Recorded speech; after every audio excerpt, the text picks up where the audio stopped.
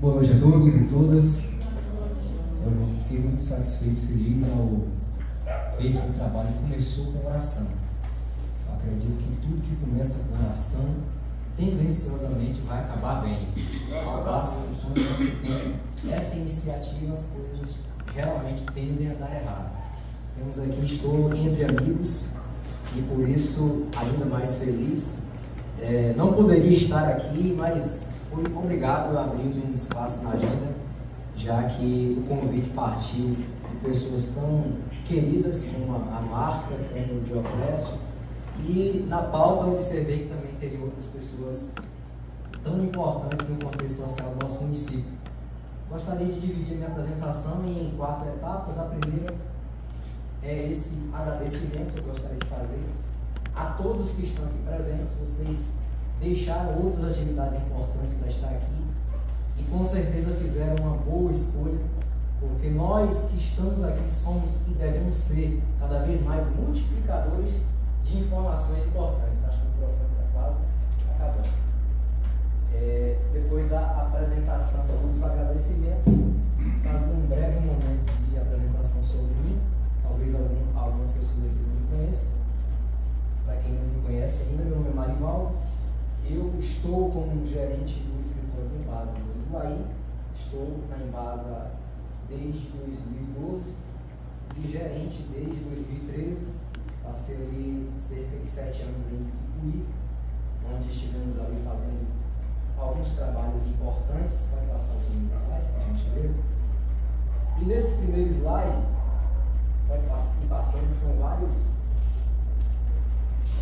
Pode ir dando para aparecer mais coisa.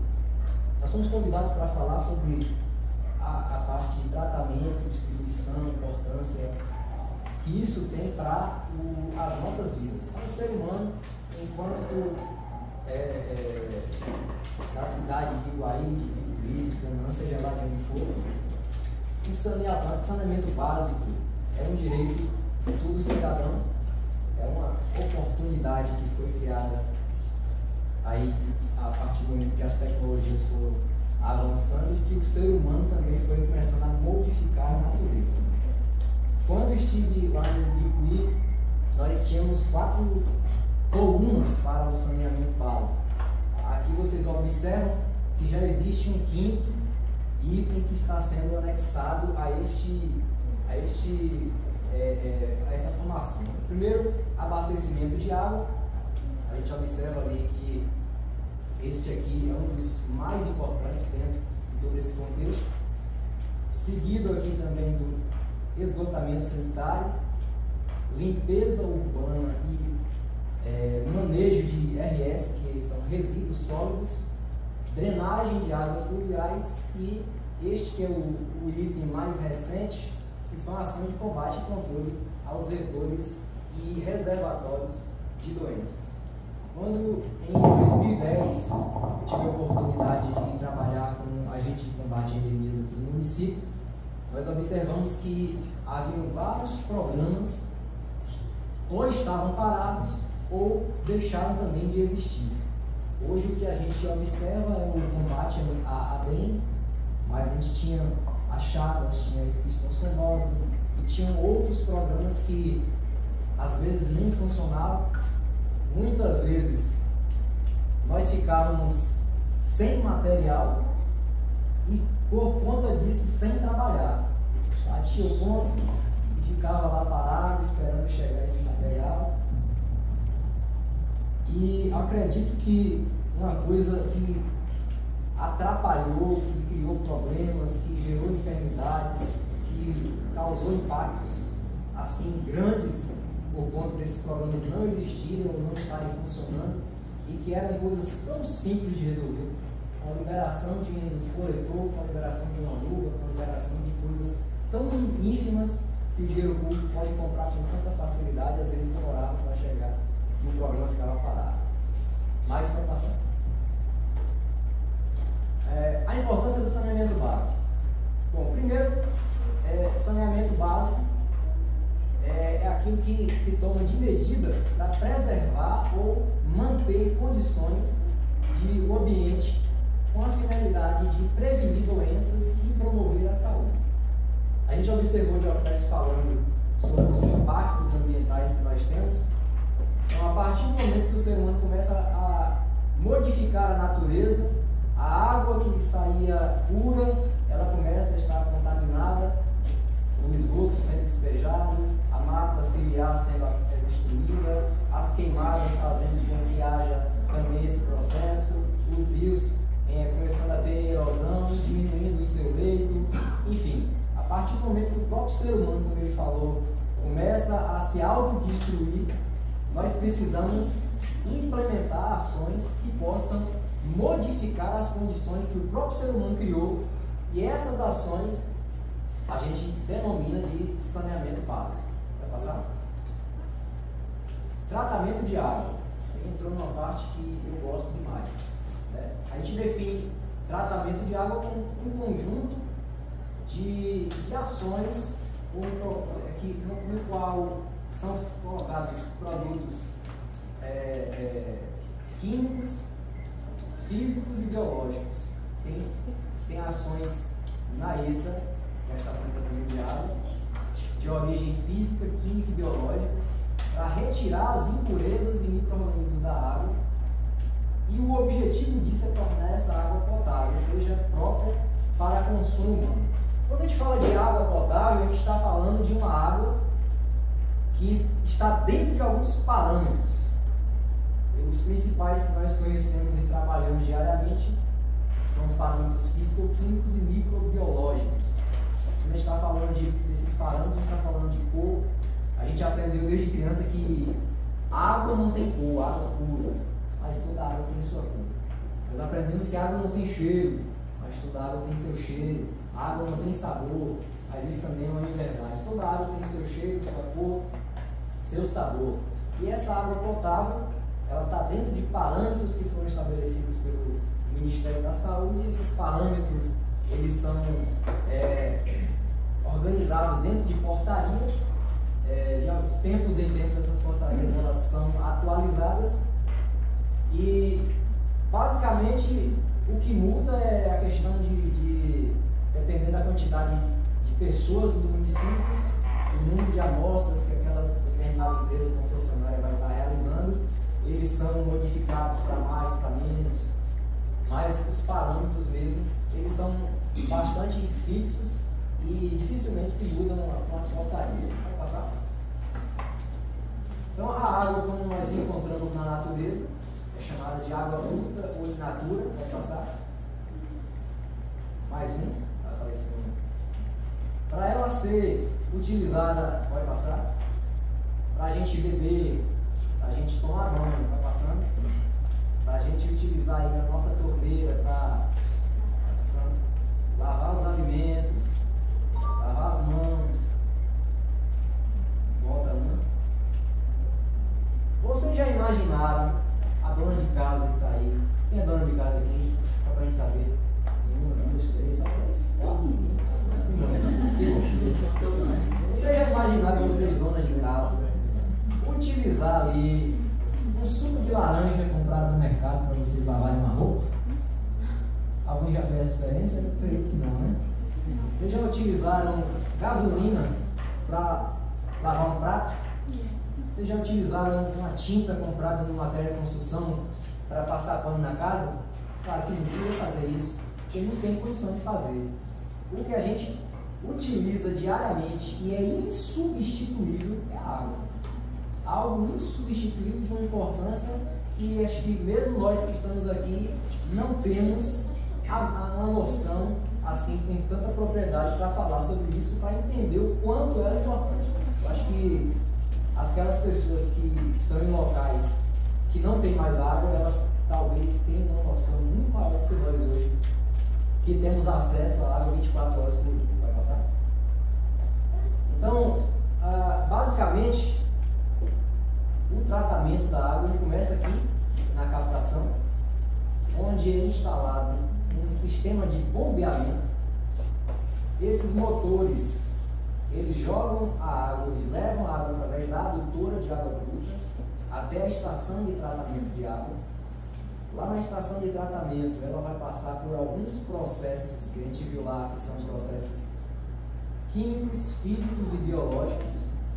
A água recebe aqui, e aqui eu vou me deter um pouquinho, a água recebe alguns insumos que a gente chama de produtos químicos. Estes insumos, eles fazem com que as partículas em suspensão, que a gente chama de turbidez, elas vão se juntando. Quando uma coisa vai se ajuntando à outra, observe aqui essas flores. Se você pegar uma florzinha dessa daqui, eu vou chutar aqui, ela deve ter umas 100 gramas. Quando você juntou esse tanto de flor aqui, eu acredito que aqui deve passar de uns 10 quilos. Então, essas partículas tão pequenininhas, que a gente às vezes nem vê direito com olhos nus, que eram tão pequenas, elas vão se juntando e vão ficando pesadas. E aí elas vão decantar, ou seja, elas vão ficar aqui embaixo. Essa água passa e vai para os filtros, onde é retirado o restante das impurezas que ainda passaram pelo decantador. Após a filtragem, ela vai para a cloração e fluoretação, onde é utilizado ali um desinfectante.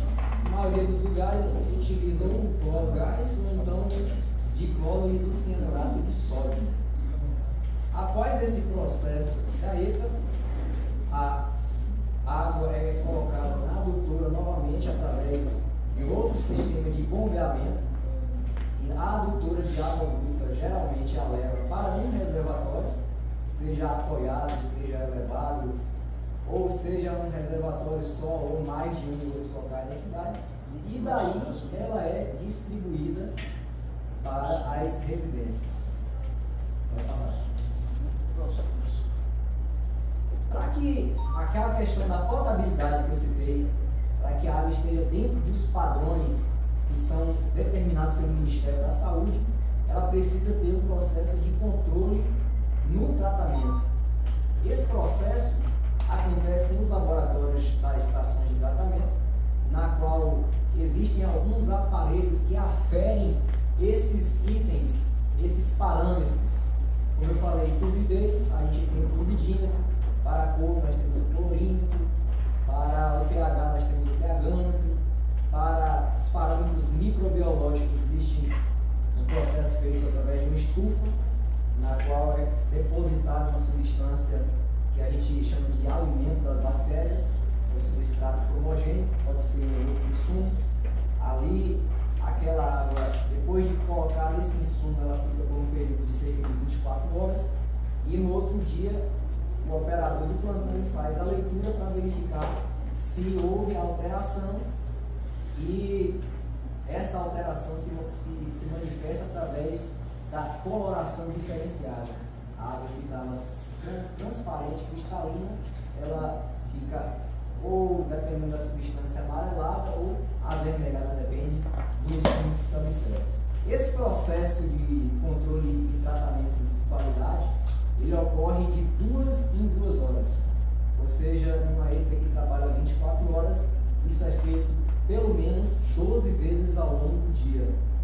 E o processo microbiológico é feito pelo menos 2 vezes na semana. Vai passar?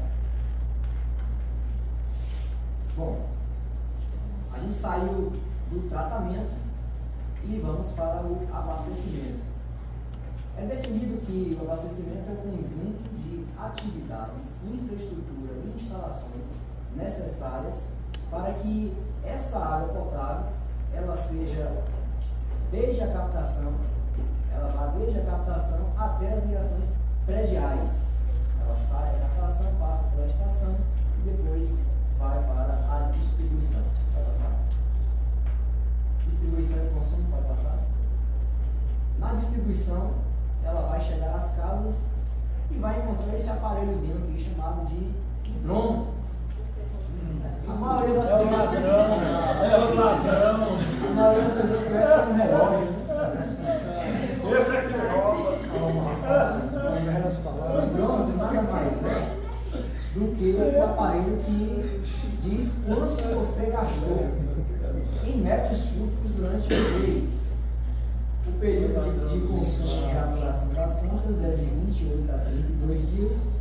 E nesse período, se você observar esses 4 primeiros números pretos, diminuir a leitura que está aqui hoje, pela leitura que foi coletada na última conta que você recebeu, você vai saber quanto você gastou no seu aparelho. Esse aparelho, como vocês observam aqui, a marca, o modelo, ele é feito por diversas empresas, tanto no país como fora dele. Todos os aparelhos que são instalados, eles são aferidos antes de serem instalados. Eles passam por um processo. Aqui vocês observam aqui o selo do Inmetro. O selo do Inmetro, ele garante, junto com a aferição, que o aparelho ele tem uma confiabilidade para registrar aquilo que está passando pelo hidrômetro. Como é um aparelho hidráulico, ele só se movimenta quando acontece de passar algo por ele. Ah, mas o hidrômetro está rodando sem consumo interno. E provavelmente é um vazamento não aparente. Ah, mas eu já vi as torneiras, já vi chuveiro, já vi não sei o quê, e não tem nada visível. Porque justamente não aparente é porque não é visível mesmo. Você olha, mas não consegue ver. A gente observa que talvez 99% do que a gente encontra é não aparente. Ou ele está indo para uma tubulação de esgoto, indo embora, ou a água está indo, infiltrando no solo e não aparece, na maioria das vezes, não aparece nenhum vestígio. Quando a situação já está muito crítica, às vezes aparece uma umidadezinha no local, ou você pisa e afunda onde você pisou, porque a água já fez o processo de erosão daquele local onde ela está passando, vai passar. Então aí, nós que somos cidadãos, estamos aqui no local para aprender e para sermos impactados de alguma maneira. Eu vi alguém falando sobre a questão de fechar a torneira. Fechar a torneira é o momento de escovar os dentes. Pode passar, né? São várias maneiras de ajudar. Então, a utilização das torneiras, talvez seja uma das principais delas, principalmente no momento de utilizar a torneira junto com a mangueira ao lavar o carro. Em vez de estar varrendo a calçada com a mangueira, utilizar a vassoura. Sempre quando notar que houve uma alteração na conta de água, observar se realmente não tem algum vazamento, pode passar.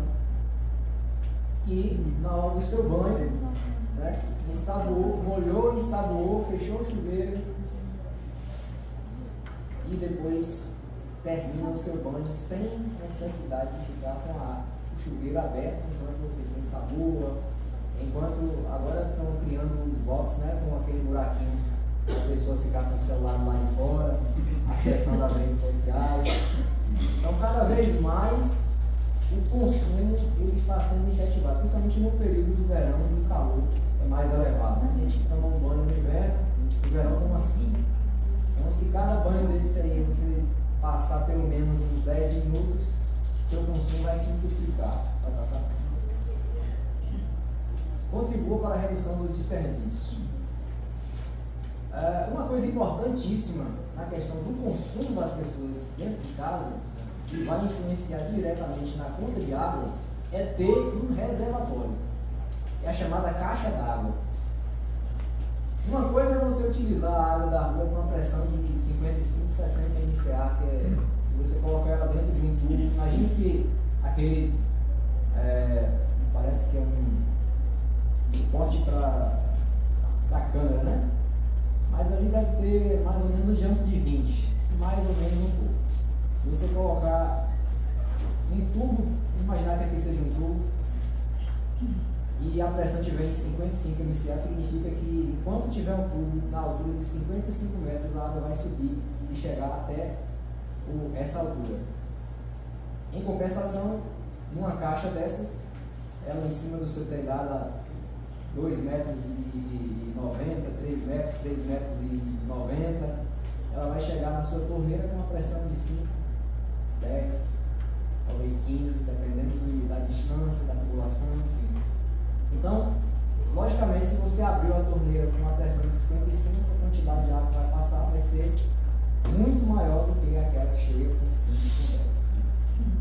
Outra coisa importante é justamente de 6 em 6 meses fazer a limpeza da sua caixa d'água para poder evitar que as substâncias que vão se acumulando possam trazer prejuízo à qualidade da sua água. Vai passar? Outra coisa importante é justamente não deixar a caixa d'água sem a tampa.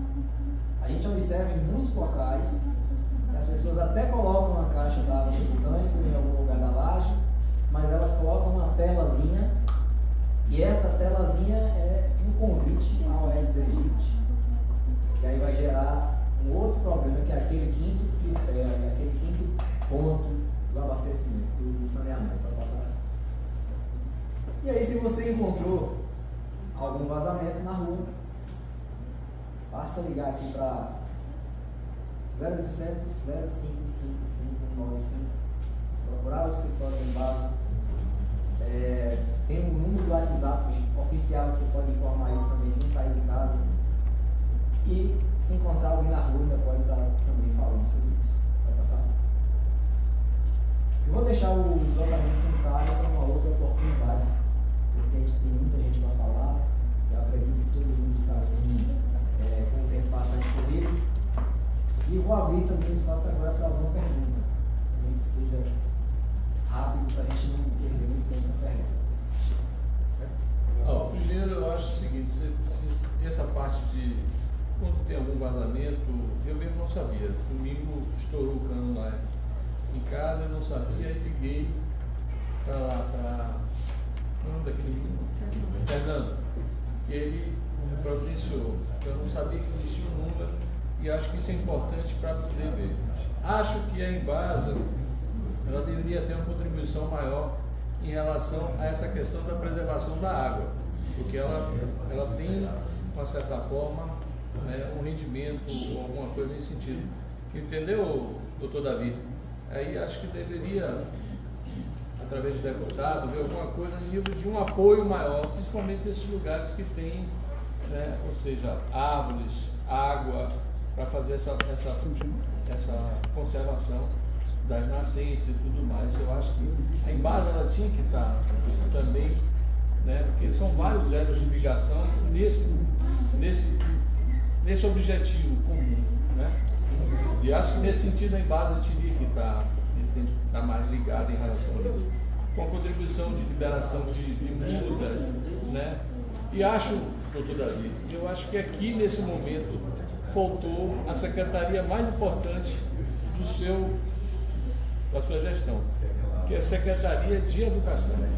Eu acho que essa mudança da conscientização é através das crianças, Eu sei disso porque tem um amigo meu que estava tomando banho com o filho, aí o filho disse: ô meu pai, por que você está deixando essa água todo tempo aberta? Feche. Então eu acho que essa mudança, essa transformação, ela tem que existir principalmente nas crianças, entendeu? Ter alguém que vá lá, ele possa dar algumas palestras.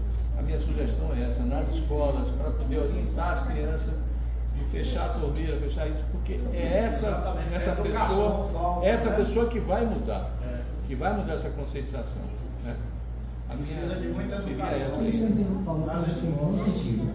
Talvez um adulto, para você pegar ele e ensinar de novo aquilo que já está construído na sua personalidade, na sua formação, seja mais difícil. Você pega uma criança que está aí aprendendo tudo, você ensinar a ela alguma coisa, ela vai levar isso para o resto da vida. E, assim, particularmente eu estou à disposição a alguma necessidade que for de ir a algum colégio, a alguma igreja, enfim. Em relação ao que você falou da contribuição, é claro que tudo que for feito ainda é pouco para o nível de necessidade que nós temos. Recentemente, a Embasa, em colaboração com a Secretaria de Ambiente, fez uma doação, acho que mais de 1000 mudas, não foi? Para que fossem implantadas dentro do município de Bahia. A gente encontra dificuldades a partir do momento que o pequeno proprietário ele tem ali a sua área, e aí em alguns locais aqui, eu presto prova disso, a gente procurou algumas pessoas que têm uma nascente na sua propriedade justamente para fazer esse trabalho, mas a pessoa ela se nega porque as alegações é de que isso diminuiria a quantidade de terra útil para ela poder fazer o manejo e continuar plantando, criando gado, etc. Quando eu cheguei aqui, eu me lembro que nós fizemos plantações de árvores na estação de tratamento de água, na estação de tratamento de esgoto e na captação. Essa semana eu voltei de férias e passei na estação de tratamento de água e já pude colher ali algumas goiabas, abacate e ali também tem outras árvores que já estão dando sombra, já estão fazendo com que fique mais fresco o ambiente. Quando, acho que nos últimos anos, quando eu estava saindo de Ipuí, nós plantamos mais de 100 árvores na captação. Então acredito que hoje ali já deve ter alguma sombra, já deve ter alguma árvore dando fruto e melhorando a qualidade, inclusive, da água que está ali. Porque a água que tem uma sombra, ela vai evaporar com uma frequência menor, vai ter menos erosão no local onde ela está, ou seja, o leito do rio vai continuar mais largo, mais fundo. Então, quem nunca plantou uma árvore, tenha essa experiência, saia daqui hoje, bota na sua agenda aí, para daqui uma semana, 15 dias, um mês, você arrumar um local e plantar uma árvore, porque isso pode estar não, isso é o que a gente precisa fazer para poder melhorar muito a qualidade de vida, não só nossa, como dos nossos filhos que virão após nós.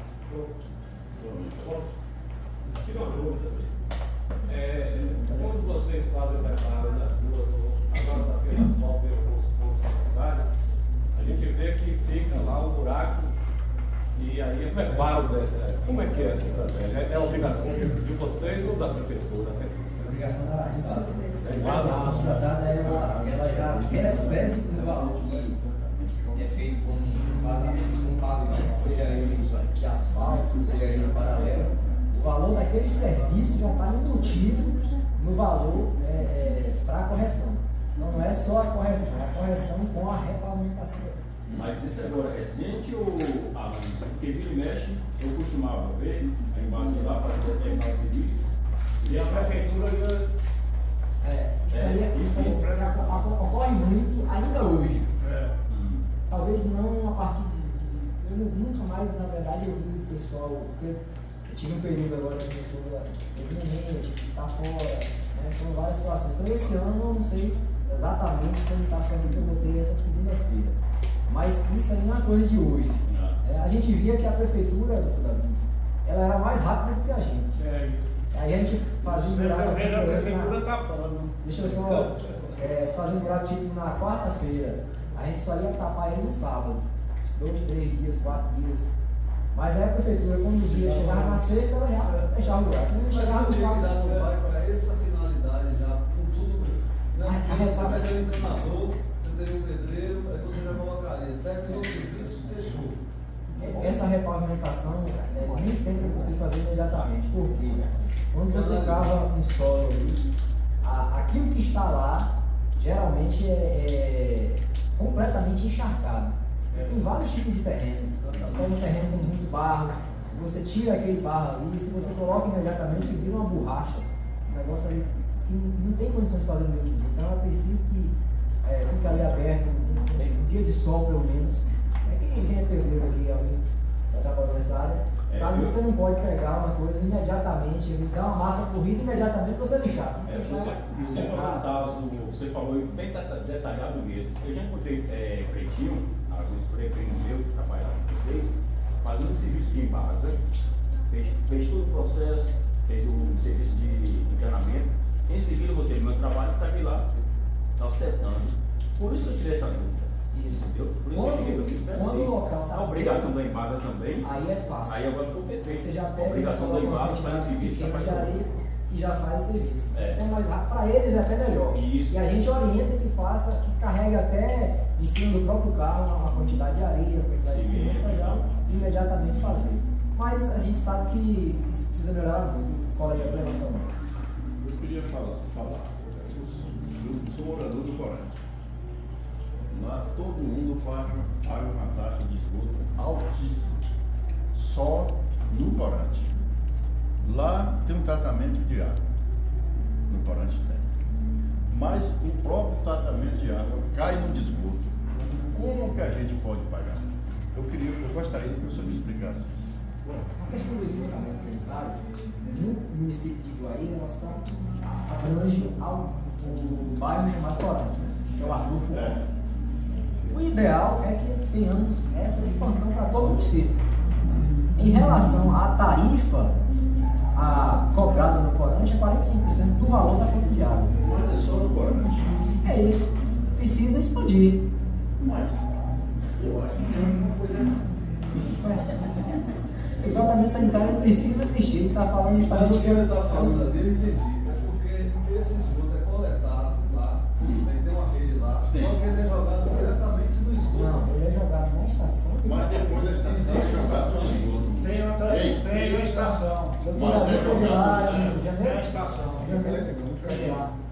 Como eu falei, tudo precisa de melhoras. Isso é óbvio. Mas a estação é efetiva. Efetiva, tem um funcionário cuidando lá todos os dias. Qualidade do tratamento é O tratamento lá é feito com bactérias. Um tratamento anaeróbico. As bactérias comem bactérias e vai diminuindo aquela quantidade. Ele observa ali no esgoto também, existem análises, tanto na água como no esgoto. É feita análises diariamente, eu não sei exatamente a quantidade, porque questão do esgoto, tem um colaborador lá que faz a digitação. Então, tem ali as análises que são feitas também. Porque aquele isolamento ali tem muitos bichos, né? Desde quando surgiu. É porque falta história diferente, falta esclarecimento de informação. Falta informação. Porque Tem gente que acha que não tem estação. ali tem Gente, mais é uma estação, mas não funciona. Tem mais história ali do que aquele canal azul.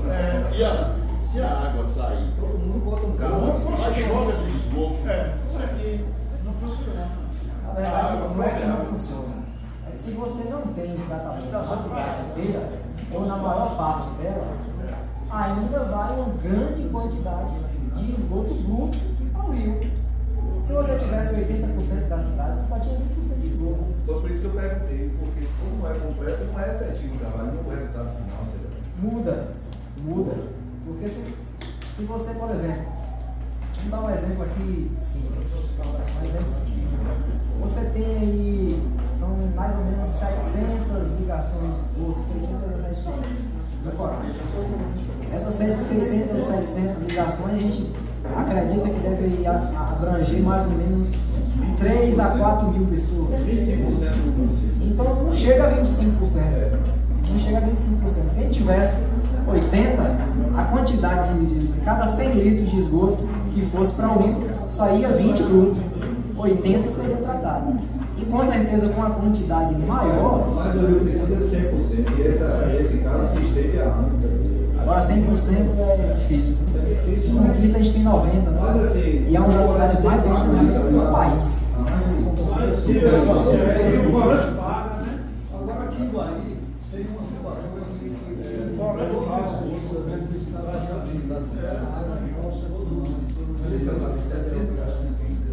que eles são direcionados para o mesmo local. Aquela área que o fundo parte do serviço. Então, já que essa área é direcionada para lá, não seria interessante que ali na região, para essa ampliação, existe essa possibilidade do sistema de tratamento ali na região? Bom, o município de Iguaí celebrou um contrato de valorização básica, acredito que em 2023. Esse contrato de programa está previsto um investimento de 34 milhões nos próximos 30 anos. E nesse projeto, a contemplação também da ampliação do sistema de esgotamento sanitário. É claro que isso vai gerar alguns transtornos. Né? As ruas onde não tem tubulação de rede de esgoto, vai precisar quebrar, vai passar, vai precisar criar lavatórias. As pessoas que não são tarifadas com esgoto vão passar a ser tarifadas. E isso vai gerar uma insatisfação, como o senhor está se remetendo sobre essa questão. Mas em compensação, o seu sinal passa a voltar a ser um rio, né? Que hoje é um pessoal. Esgoto doméstico, industrial, hospitalar, todo depositado ali por falta de abrangência de sistema de abastecimento de esgotamento sanitário. Então, nós estamos aqui hoje, acredito que todos temos uma visão parecida, se não idêntica. que é aprender sobre o meio ambiente para serem disseminadores, para cobrar das autoridades, para trabalhar em parceria. Toda a falta de informação é um obstáculo. Quando você passou a saber de alguma coisa da forma correta, você pode dizer, não, isso aqui não acontece assim não, é dessa forma aqui. E aí você ensina o outro que não está agindo da maneira correta, que aquele outro passa a ser também um multiplicador. E assim, nós estamos aqui, acredito que todos, para poder justamente aprender uns com os outros. Como eu falei, eu sou iguaiense desde o nascimento. Então eu não vim para cá, não caí de paraquedas e nem muito menos estou aqui só para ganhar dinheiro e nada do tipo. Eu sou daqui desde criança, desde quando nasci, e quero ver o desenvolvimento da minha cidade.